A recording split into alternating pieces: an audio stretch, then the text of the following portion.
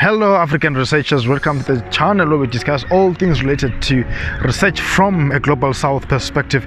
My name is Professor Angelo Dibe and welcome to yet another episode on this platform.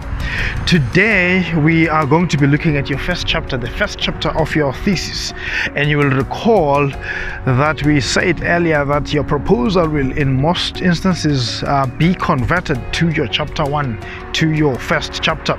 So it will then help you to actually watch my earlier videos on how to develop a research proposal. So as you watch this video, go back and watch the other one on the research proposal. It will assist you a great deal if you do so. So the discussion today centers on the introductory chapter, the chapter that will introduce your thesis to the reader, the roadmap that you create at the very beginning of your thesis. It's a very, very fundamental chapter because if it is not properly designed, you will not come out with a thesis that can actually be passed by your 3 examiners. So what are we looking at today? Today we are looking at 4 components of that particular chapter. First of all, this chapter will have, the first component of this chapter will be the research problem, followed by what we know, followed by what we don't know, followed by how your research questions will be addressed by this particular chapter. So let's look at the first component, the one we call the research problem. So there you will basically introduce the general topic of your investigation, and you will indicate the issue at hand. Why are you digging deeper into that area? What is the issue there? What is the problem? What needs to be solved in that particular situation? So you introduce a general introduction of the issue at hand, and then you outline the debate that is currently ongoing. What are other academics saying about this particular issue? What is the ongoing discourse amongst scholars everywhere across the globe? What are African scholars saying about it? What are Global South scholars saying about it? What are Western scholars saying about it? You need to discuss these issues and let the reader know that there is some current discourse that's going on.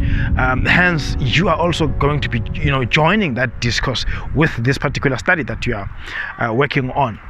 So having outlined what academic studies have been done to date to try and address that issue, you then have to identify a gap, because you've already said that there's a discourse going on.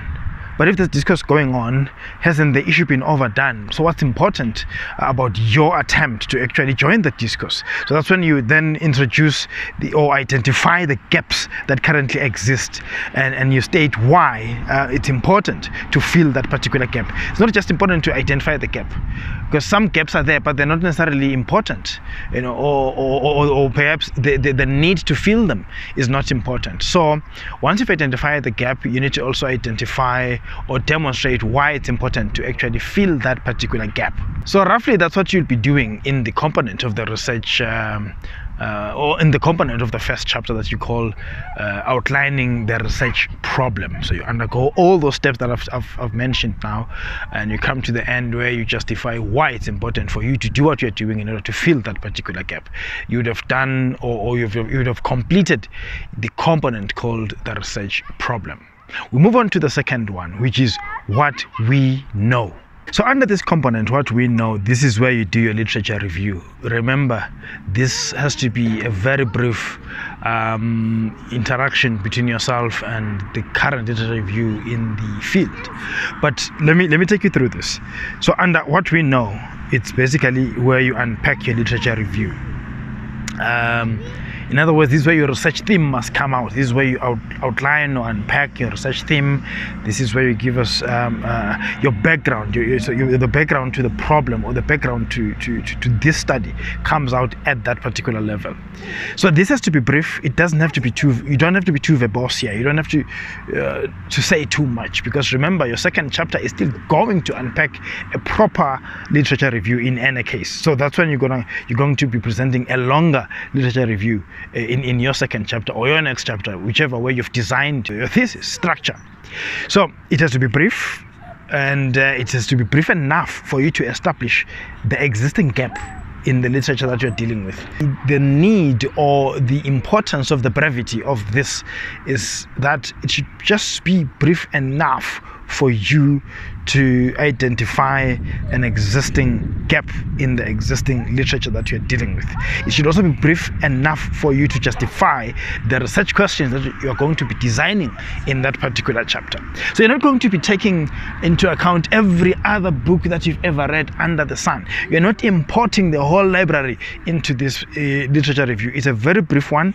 It's merely to canvas the ongoing discourse and to canvas the gaps that exist that you are trying to fill with your thesis. So make it as brief as possible.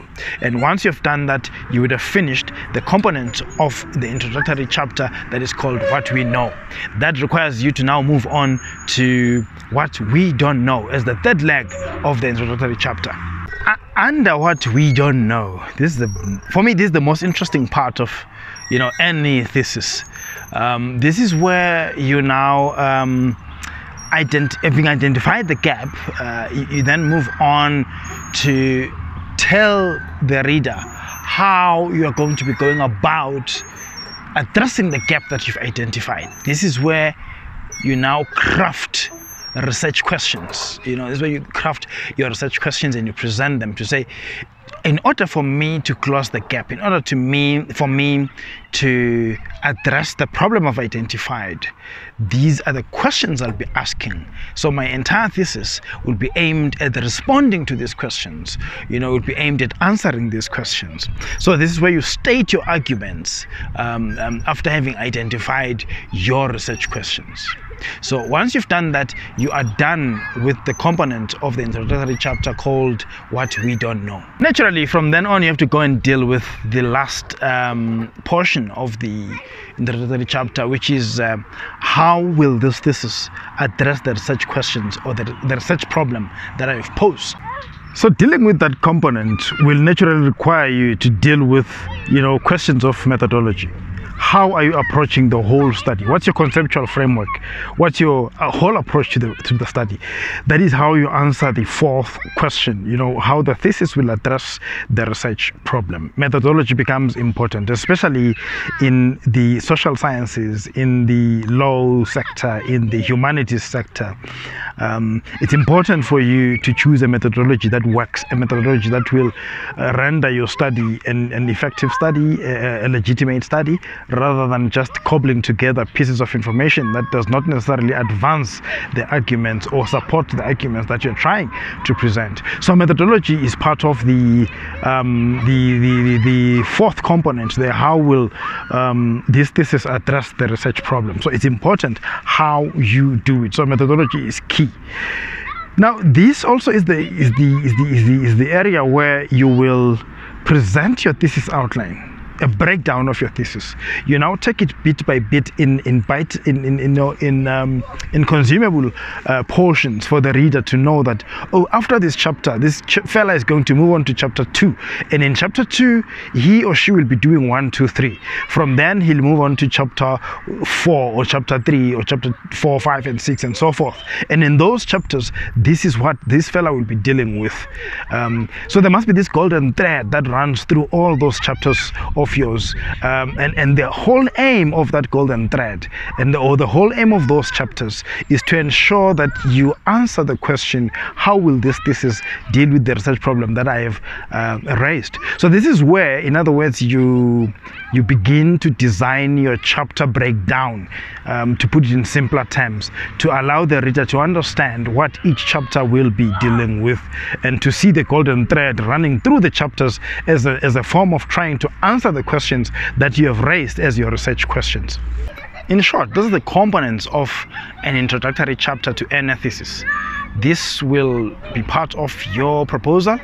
So as you design your proposal, you design it exactly as I've explained here. And when you then convert it into an introductory chapter for your thesis, these are the elements that you must be able to identify in your thesis and be satisfied that you have indeed taken care of them. If you do those steps, honestly, you can handle any research topic that you're given under the sun.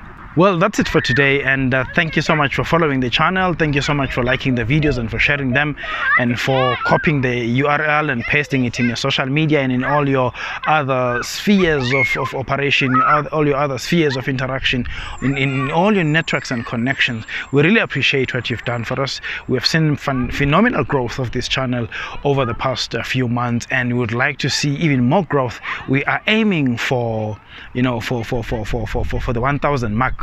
That's what we're pushing for now, to get to the subscription base of 1,000 subscribers. And it's only through your participation, it's only through your support that we can get to that level. Thank you so much for what you have done so far. Thank you so much for continuing to support this channel. We know that Africa will rise again.